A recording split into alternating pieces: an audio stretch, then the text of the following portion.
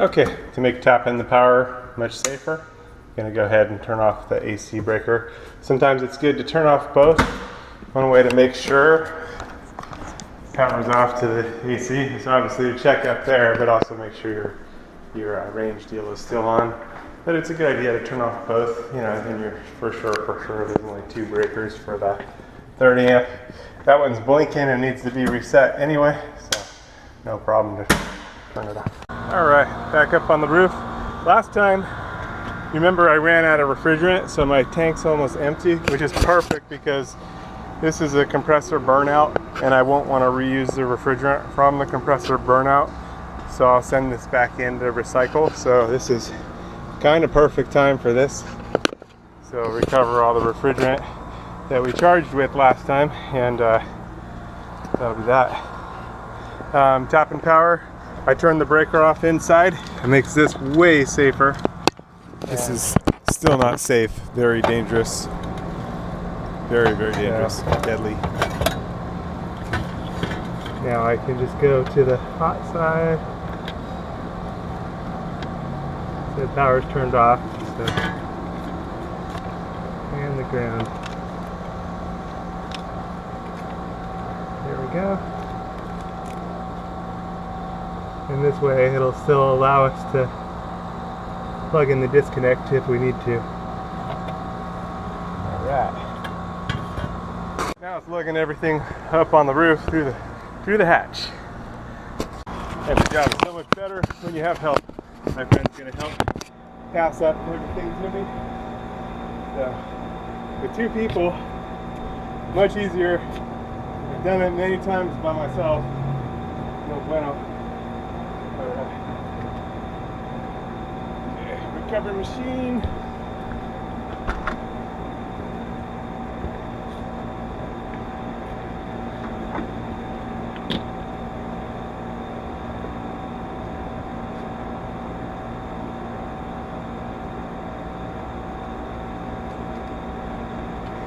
Sorry, nitrogen tank.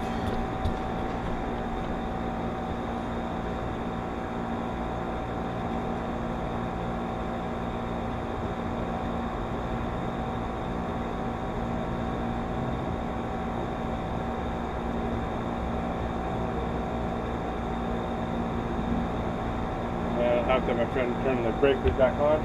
Yeah.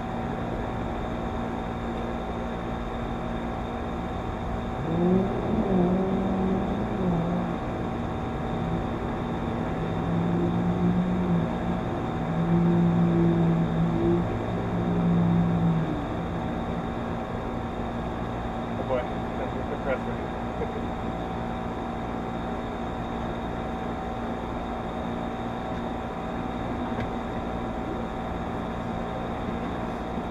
Alright, 2 people, so much easier. Oh my gosh, what a difference.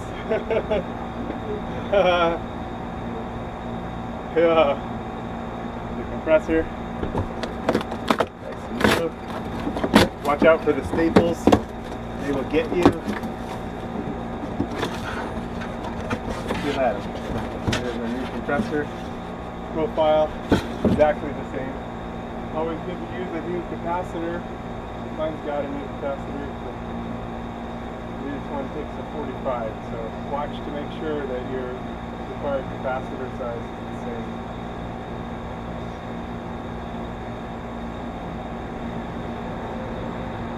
Gauges.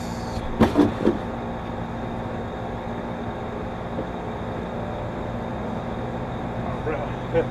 And torches, and umbrella. I should, in theory, make life a little easier. Alright, and I've got a clamp on this one, so I can clamp it onto the AC. In theory, it'll help. Time will tell.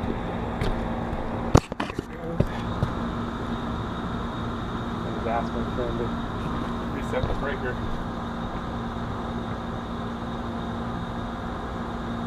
Alright, can you reset the breakers inside?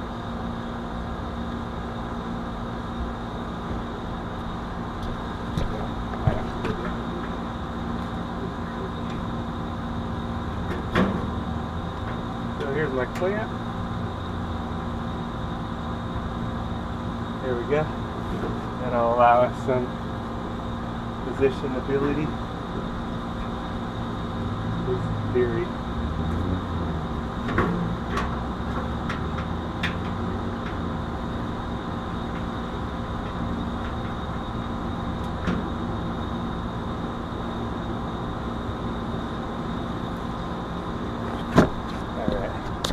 Most of the time I'll wind up without it, but oh yeah, thank you. Oh god.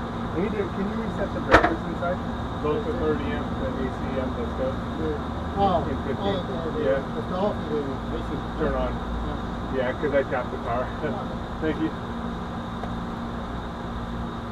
Alright, now my friend's gonna go turn it on. Alright. Now we'll be hooking up the gauges and we'll where we're at. So first thing is going to be recovering the refrigerant that I charged yesterday. Not yesterday, it was the day before yesterday. We'll be replacing the filter dryer, we'll be replacing the compressor. So let's see what we're at. Had I known what was happening, I would not have charged the unit, you know. At least we repaired our leak. Yeah, we've got refrigerant now. Okay. A young man stands on the side of the road, a good book in his hand. Somehow knows what he reads is the truth, but he didn't quite understand. Then one day he met a man who showed him the way. He said, do you see that light? Striped to enter in at the gate.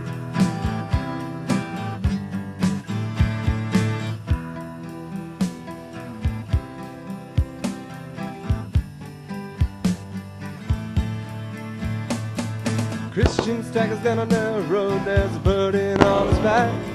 He's put his hand onto the plow, now there's no turning back. His friends and his family cried after him, but he stuck his fingers in his ears. Christ's light, eternal light, as he roams towards the light.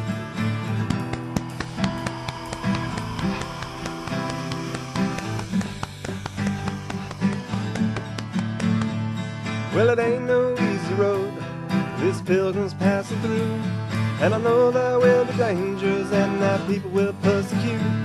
But the city that I'm seeking is much better than where I'm from, 'cause I was born in the city of destruction.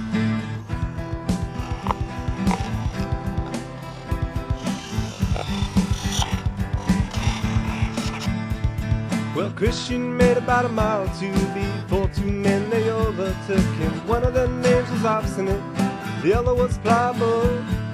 And they said on the Christian, you just can't get up and leave your friends and family behind. Christian said, I was born in the city of destruction, and if I died there, I fear this burden on my back would sink me to hell. Where did you hear such nonsense? Replied Obstinate. I read about it in my Bible, and I know what I read was true. And so I set out on this pilgrimage. I'm just seeking the city of my King. If what this man says is true, the things he stands to gain are better than ours, said Pliable. I mean to go with this good man. I will not be a part of such misled fantasies, said Obstinate. And he went back to the city of destruction. Well, Christian and Pliable walked on and on, talking about the way things will be when they get to the kingdom of heaven. And they were so excited to have some good company, they forgot to watch where they were stepping to. And they walked into a mire that was called the Slough of Despond. And that burden on Christian's back began to make him sink as he fought and he thrashed for the other side. And Pliable turned back to the way he had come from. He said, is this the bliss you spoke of, Christian? We have met such danger, just barely setting out on our journey. What can possibly be ahead? And he left Christian there to sink.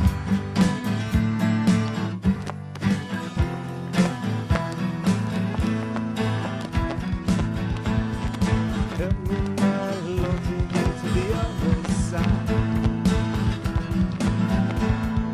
There was a man named Help that was sent under Christian, and he landed on my hand and pulled him up on the dry ground. What is this place? Asked Christian. This place is called the Slough of Despond. It's the filth and the scum that runs out from the city when sinners are awake in their sinful states and they want to stop the things they keep doing, but fears and doubts creep in. This is that filth and that scum.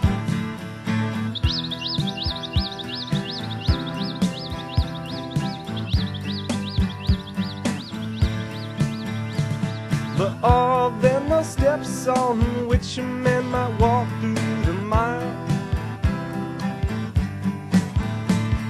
If you look carefully, you see there's two steps through the middle: the promise of forgiveness and the assurance of life through faith in the blood of Christ.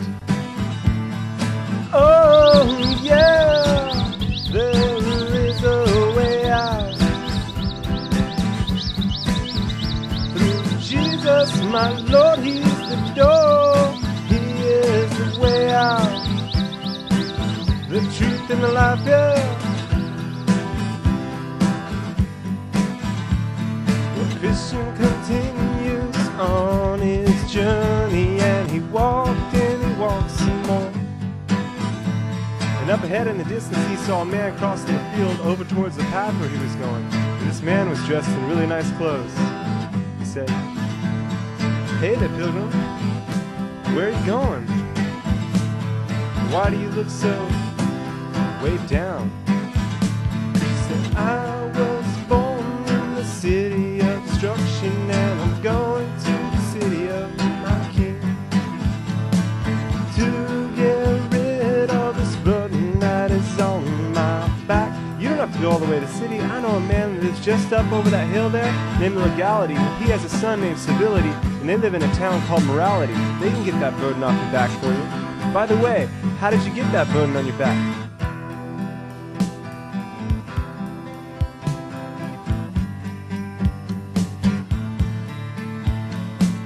I read in my Bible that, I thought so. It's happened to other weak men meddling in things too high for themselves. You go to this good man's house, I tell you, he can get that burden off your back for you. Well, Christian, he pondered what the man was saying, and the way it did sound easy. How do I get to this good man's house? It's just up over the hill there, second house on the left. Christian, he was persuaded to walk off the path, and he headed up towards that hill.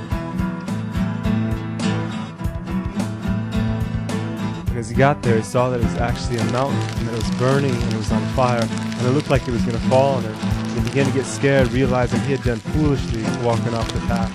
This mountain represented the law. An evangelist came up to him and said, "Christian, Christian, what have you done? You've begun to forsake the counsel of the Most High God."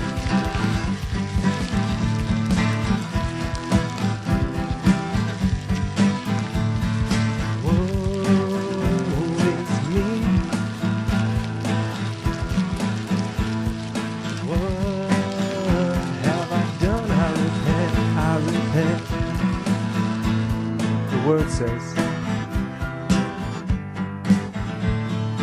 if we confess our sins, He's faithful and He's just to forgive us of our sins and cleanse us from all unrighteousness. Man you met, his name is Worldly Wise Man. Beware of him. He did three things to you. He made the cross seem unimportant. He turned your feet from the path of life, and He put you on the path that leads to death.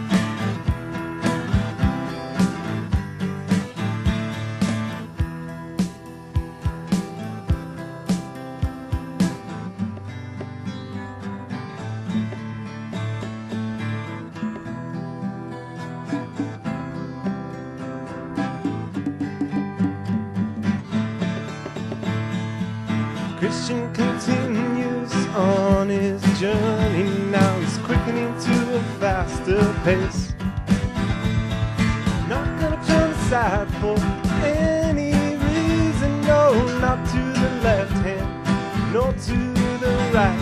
He realizes he's standing on dangerous ground. And oh my, could it be? Could this be the gate that I've been seeking? And oh my, could it be for such an undeserving rebel as me? And oh my, could it be that these words are written here for me? They said, knocking the door shall be opened up unto you. And oh my soul is longing, and with all my heart and strength I start a knocking.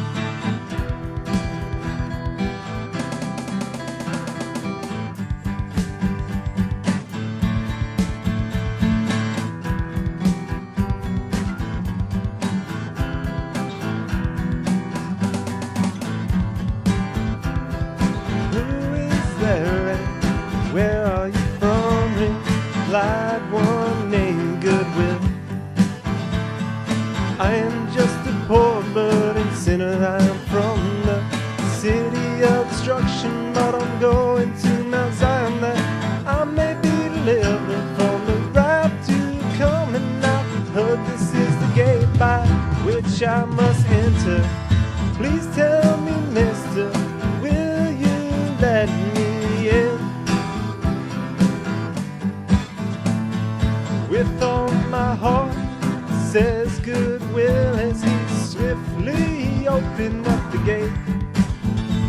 And as Christian slowly steps inside, Goodwill yanks him in. Why did you pull me in? Question Christian. I did it because the enemy shoots arrows at those that would escape, at those that would enter in at the gate. Now I instruct you to go down to the house of the interpreter and listen to the things he has to share with you, for he shall show and teach you excellent things.